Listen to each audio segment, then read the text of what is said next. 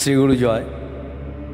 শ্রী শ্রীমৎ দুর্গাপ্রসন্ন পরমহংসদেব তার সাধন জীবনে অনেক কঠিন কঠিন সাধনা তিনি করেছেন।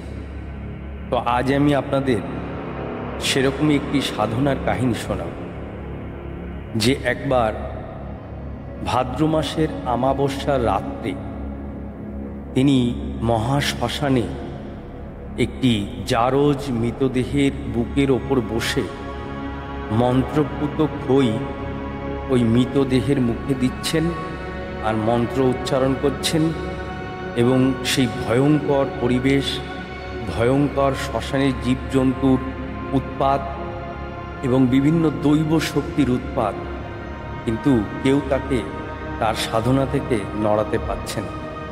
এবং তিনি সেই সব সাধনা করে, অর্থাৎ এই যে সাধনা মানে মৃতদেহের ওপর বসে যে সাধনা, একে সব সাধনা বলে।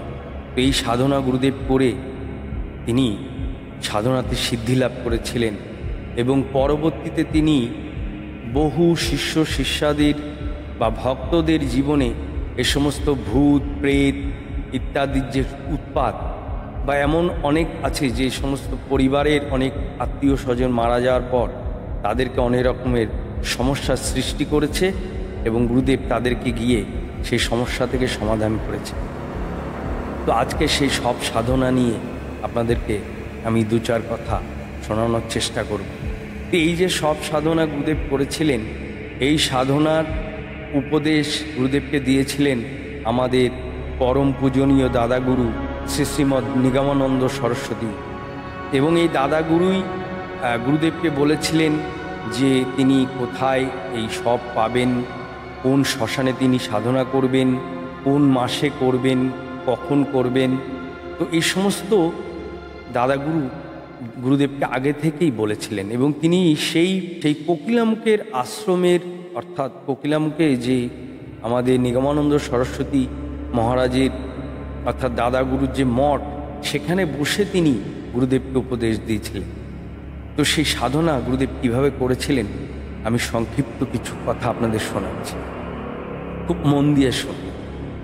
তো আমাদের গুরুদেবের এই যে সব সাধনা তিনি করেছিলেন, এটি বাংলাদেশে রাজাপুরে একটি পরিত্যক্ত মহাশ্মশানে করেছিলেন।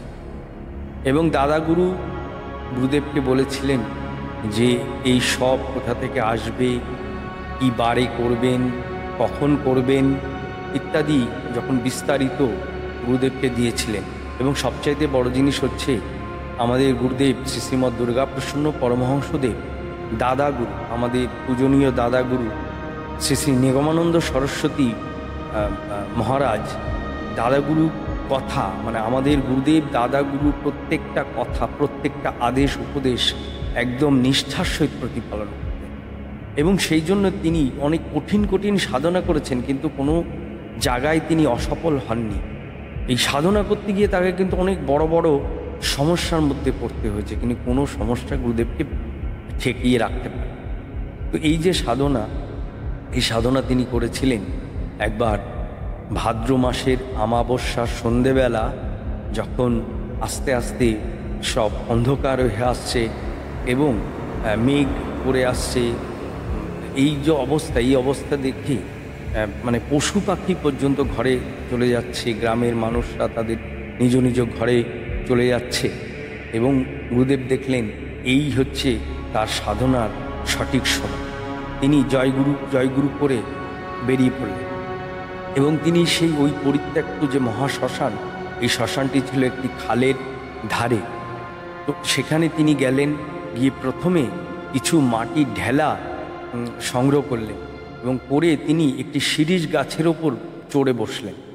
বসার একটুখানি পর, মানে যখন প্রায় সন্ধে অন্ধকার হয়ে গেছে, অল্প অল্প বৃষ্টি পড়ছে, দু চার ফোঁটা, তো তখন দেখলেন যে গ্রামবাসীরা একটি মৃতদেহ নিয়ে এই শ্মশানের মধ্যে এল, এবং তারা ওই কাঠের চিতা সাজিয়ে শ্মশানে ওই লাশটিকে, অর্থাৎ ওই মৃতদেহটিকে কাঠের ওপর তারা শুয়ে দিয়ে তারা ওই সমস্ত ক্রিয়াকর্ম করে তারা অগ্নি সংযোগ করলো তার মুখে।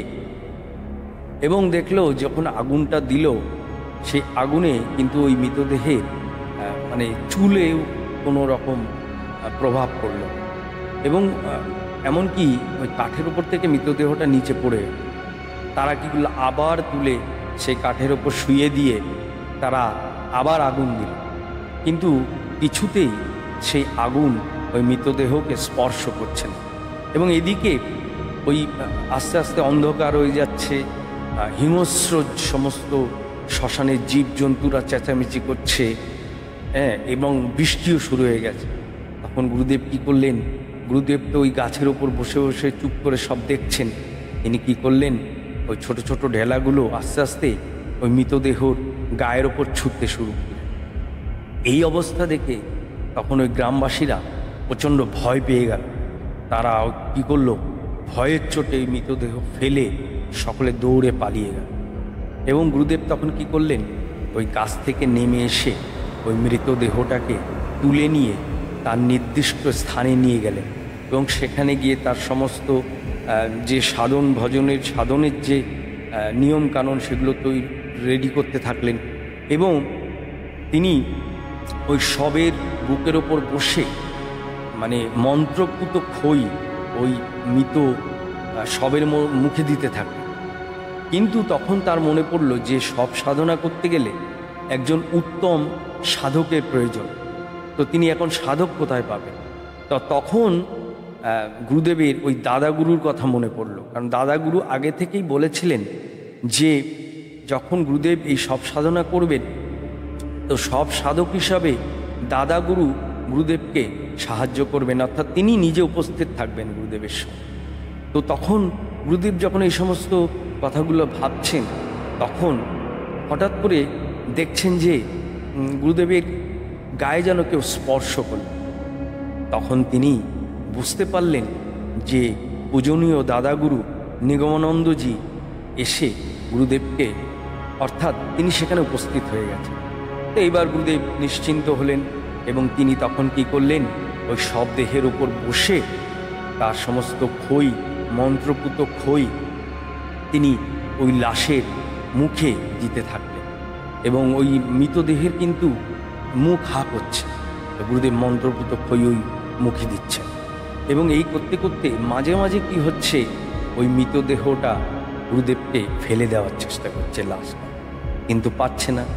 আবার এদিকে আস্তে আস্তে প্রায় মানে ঘোর অন্ধকার, মানে শ্মশানের সমস্ত জীবজন্তু, হিংস্র জীবজন্তু, তারা মানে চিৎকার চেঁচামেচি করছে এবং বিভিন্ন দৈব শক্তি গুরুদেবকে বিভিন্নভাবে আক্রমণ করছে, বিভিন্নভাবে প্রলোভন দেখাচ্ছে। তো গুরুদেব তো কিছুতেই কোনো রকম সমস্যায় গায়ে লাগাচ্ছেন না এবং তিনি যখন এই সাধনাতে একদম গভীর সাধনাতে প্রবেশ করেছেন, তখন মনে হচ্ছে যেন তিনি ইহজগতে নেই। এবং তার এই কঠিন যখন তপস্যা চলছে, সাধনা চলছে, অবশেষে মা জগদম্বা আর ঠিক থাকতে পারলেন। তিনি এই গভীর অন্ধকারের মধ্যে হাসতে হাসতে গুরুদেবকে দেখা দিলেন এবং গুরুদেবকে বললেন যে তার বর চেয়ে নিতে। যখন গুরুদেব মা জগদম্বাকে দেখলেন, তিনি সঙ্গে সঙ্গে মায়ের চরণে পড়ে গেলেন এবং তার এই যে কঠিন সাধনা তিনি সফল হলেন। এবং এই সব সাধনা করে গুরুদেব যে শক্তি অর্জন করেছিলেন, তিনি যখন পঞ্চভূতের শরীরে ছিলেন, তখন বহু শিষ্য শিষ্যাদের জীবনের সমস্ত ভূত প্রেত ইত্যাদির যে উৎপাত, তিনি সেই সমস্ত সমাধান করেছেন। এবং এমনকি যে অনেক বাড়ির আত্মীয় স্বজন মারা গেছে, সেই সমস্ত আত্মীয় স্বজনের আত্মা তাদেরকে বিভিন্ন রকমভাবে উৎপাত করত। তো গুরুদেবকে খবর দেওয়া হলে বা গুরুদেবকে ডাকলে গুরুদেব সেখানে যেতেন এবং সমস্ত রকম ক্রিয়াকর্ম করে সেই সমস্ত দুরাত্মাকে দূর করতেন এবং তাদেরকে মুক্ত করতেন। তো এরকম গুরুদেবের জীবনে বহু সাধনা আছে এবং তিনি অনেক কঠিন কঠিন সাধনা করেছেন।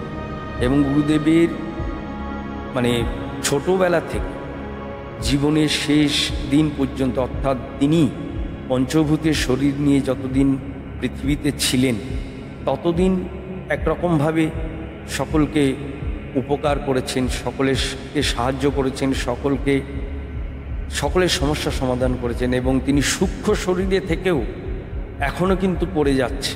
অর্থাৎ নিষ্ঠার সহিত গুরুবাক্য প্রতিপালন করলে এবং গুরুর যে আজ্ঞা প্রতিপালন করলে গুরুদেব কিন্তু এখনও তিনি এই সমস্ত সমস্যার সমাধান করেন। এবং এখানে কিন্তু আমাদের আর একটা জিনিস শেখার, যে কোনো শিষ্যের জীবনে একজন সৎ গুরুর খুব প্রয়োজন। অর্থাৎ আমাদের যে দাদা গুরু, উনি আমার খুব প্রিয়। মানে আমার গুরুদেব যদি রাধা হন, আমার দাদা গুরু আমার কাছে শ্রীকৃষ্ণ। দাদা গুরুর সম্পর্কে আমি একটু একটু পড়া শুরু করেছি। মানে দাদা গুরুর বিষয়েও পড়লে প্রাণ ভরে যাবে। তো আমি দাদা গুরুকে নিয়েও কিছু ভিডিও আপনাদের সামনে তুলে ধরব, আগে পড়াশোনাটা শেষ হোক। তো আমাদের প্রত্যেকের উচিত যে গুরু বাক্য পালন করা, অর্থাৎ গুরুদেবের যে সমস্ত আদেশ নির্দেশ, তিনি যে সমস্ত নিয়ম কানুন আমাদের জীবনে পালন করতে বলছেন, এগুলো কিন্তু পালন করতে হবে। আমরা অনেকেই গুরু দীক্ষা নিয়ে নিই এবং হয়তো কখনো মন্ত্র ঠিকমতো উচ্চারণ করি, কখনো সময় পাই না, পরে করব। কিন্তু একটা নির্দিষ্ট সময় নির্ধারণ করতে হবে যে, এবং গুরুদেবের কিন্তু প্রার্থনা তো অনেক ফল পাওয়া যায়। আপনারা যদি নিয়ম করে কেউ প্রার্থনা করেন, তাহলে নিশ্চয়ই এটা যদি আপনারা উপলব্ধি করেন, তাহলে বুঝতে পারবেন যে গুরুদেবের প্রার্থনাতেও অনেক শক্তি। এবং আমরা যারা গুরুমন্ত্র পেয়েছি তাদের কিন্তু নিষ্ঠার সহিত গুরুমন্ত্র প্রতিপালন করা উচিত।